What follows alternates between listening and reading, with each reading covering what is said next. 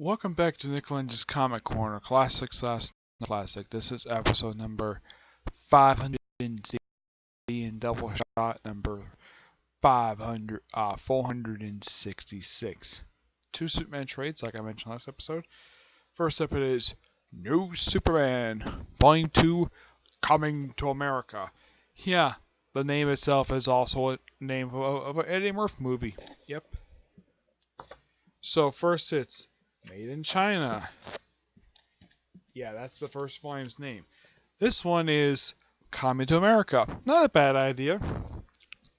Let's collect issues 7 to 12. Now, pretty much this deals with what after the events of the last storyline. And also, as you see in the cover, yep, the Flash. Yeah, the Chinese Flash. This particular woman from the pages of Josh Williamson's run for the Flash joined Justice League of China because, well, of the new Superman visiting the U.S. And yes, also this is true by the cover.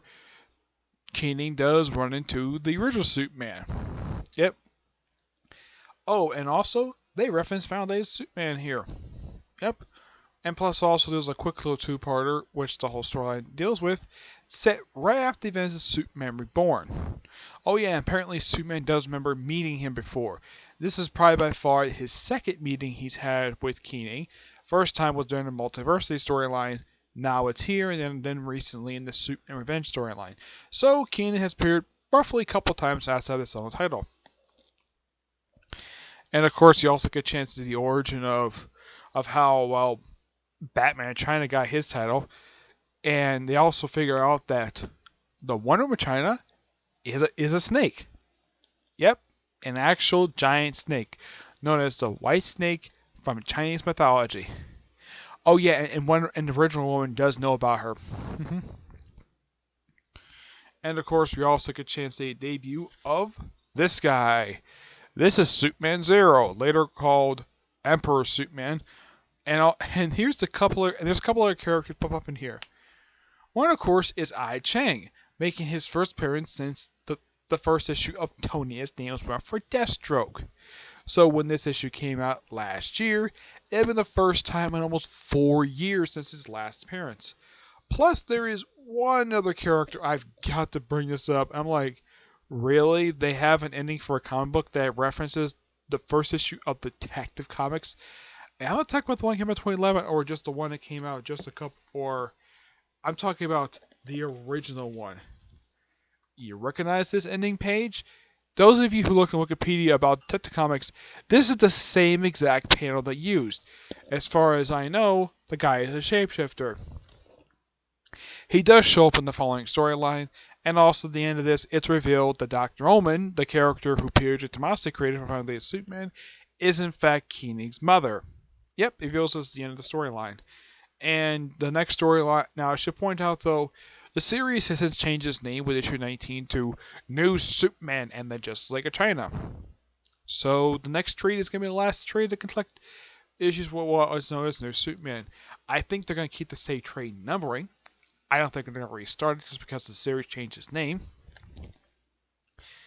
And this series is just really damn good. I gotta say, for a Superman book not set in Metropolis and not set in the United States, it's a really damn good book. I mean, yeah, later on they also get Aquaman of North Korea. I'm not kidding about that. There's a North Korean knockoff of Aquaman. Yeah, he joins a little bit later. Excuse me. And also, for some reason, the writer, I-Chang, decided to hook up New Superman with the female Flash. Yeah, I have no idea why. Also, the Chinese version of Lois Lane pops up in here as well. Yep. I gotta say, great storyline. Highly recommended, and of course, next arc is when they actually meet the original Justice League. That's gonna be interesting to read when I get hands on that third volume. I'm gonna give this a 9.5 out of 10. It's really good. Next up is a storyline that Chris Ventura gushed about every issue came out when this series was coming out, and that is Superman, American Alien. Yep, and this collects the 7-issue miniseries done by Max Landis. And every issue has got different artists on it. Now, there are many, many artists on these 7 issues. Some of them will only do 1 page. Yep. These are the artists who do all 7 issues. Nick Dorda, Tommy Lee Edwards, Julia Jones, Jay Lee, Francis Menipold, Jonathan Case, and Jock. Yep. Plus also artwork by Matthew Clark, Evan Doc Steiner, Mark Buckingham, and Steve Dillon. Yeah, they do the 1-page ending of each issue. Throughout this 7-issue miniseries, we see Superman from his childhood up until he starts out as early as Superman. Now, as far as I can tell for this series, it's not been confirmed if this is set in the regular DC universe. As far as I can tell, storyline-wise, it doesn't. Also, I've got to disagree with Josh Hayes when it comes to, there was one issue where Superman, where Clark was on a boat, ended up on a boat, and I thought it was Bruce Wayne, Oliver Queen was there, and he thought this redhead was Barbara Gordon. No, this is not Barbara Gordon. This is Barbara Minerva, a.k.a. Cheetah. Though she's not the only non-Superman character pops up in the series. You also have Batman, Abin Sur, Dick Grayson. Heck, he even got a chance to fight Lobo, which I thought that was awesome. I think that was the issue drawn by Jock. Yeah, I think it was Jock. Let me look at this. I think it was Jock. Yep. In the last issue, if you want to know what Lobo looks like under artwork by Jock, here he is. Lobo under Jock's art style. I gotta say, he looks really good drawn by Jock. Now, this storyline is just, this miniseries is so good. Also, they do make a couple changes that's not set in the same continuity. Excuse me, as present-day Superman. 1, Jimmy Olsen's black. 2, it's implied that he's gay. And 3, apparently Superman got drunk to go to space. Also, he runs to Abin Sur before he died and lost his ring to Hal Jordan. Also, his first Superman costume, well, he stole the cape and cowl off Superman, obviously. Let's see if I can find it here. Yeah, I believe this was issue 6, if I believe. Yeah, I think it was issue 6. Here we go. This, this was, I think this was Francis Manipold's artwork. His artwork is gorgeous. Yep, it's Francis Manipold.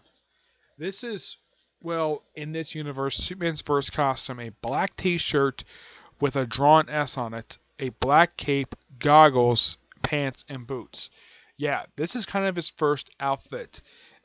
Yeah, that's the first outfit he wears in this universe. There is another outfit he wears. Let me show you what he looks like in the issue where he fights frickin' Lobo. I'm like, seriously?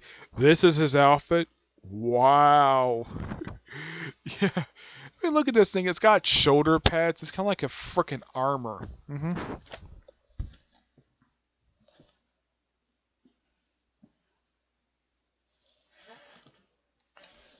That's better. I have heard Max Landis does have his own YouTube channel, and for DC Rebirth, a lot of people really want, Chris Ventura wanted, because Max Landis did a fantastic job with this series, that he shoot more Superman stuff. But as far as I know, I don't think he has any more comic books since this one has come out. I think he did do a story for the DC Holiday Special, but that was it. That was the most recent thing he did, and that came only 3 months ago. But this series is amazing. I would love to hear Tivia's thoughts in this series. I don't think he's reviewed the series, and I don't know if he has. If Tivia, if you haven't reviewed the series, I'd like to see a review of it.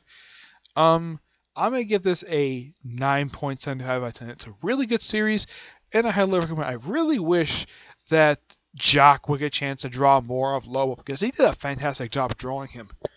Like, the way he drew him, it's kind of like very classic Lobo, beefy guy, and it's a very similar art style to how when Keith Giffen used to draw before he just became exclusively a writer. Yeah, and there's that. So that's really it for this episode. Not much else to say. Two really good books. So next episode, a Wonder Woman trade, and the next episode is going to be a single shot. This will be episode 561, and you'll find out what it is in the next episode. Okay, but we'll see you out there. Bye.